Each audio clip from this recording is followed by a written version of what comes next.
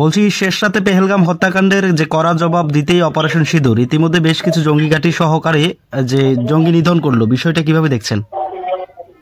আমরা তো সর্বদলীয় মিটিং এ আমাদের পার্টির স্ট্যান্ড যেটা ছিল যে আমরা ভারত সরকারের পক্ষে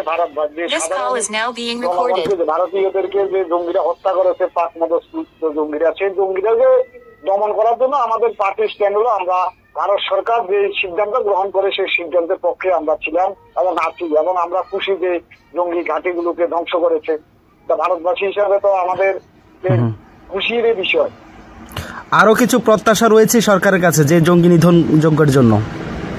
আমরা তো আশা করি যে সমূলে জঙ্গি নিধন হবে। আমাদের সরকার বিভিন্ন সময়ে বলেছে যে জঙ্গিদের কোমর ভেঙে গেছে, কিন্তু তারপরও দেখছি যে বিভিন্ন সময়ে আমাদের দেশে পাক অধিকৃত কাশ্মীর থেকে এসে জঙ্গিরা আক্রমণ করছে, যাতে সমূলে ধ্বংস করা যায়, জঙ্গিরা যাতে নিরীহ ভারতীয়রা না মৃত্যুবরণ করে, সেই আশায় আমরা রাখছি।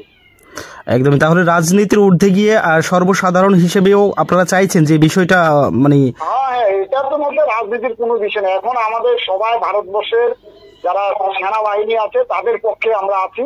আমাদের পলিট ব্যুরো থেকেও বিবৃতি জারি করেছে যে আমাদের পার্টি ভারত সরকার যে সিদ্ধান্ত গ্রহণ করছে তার পক্ষে আছে। ধন্যবাদ। ধন্যবাদ।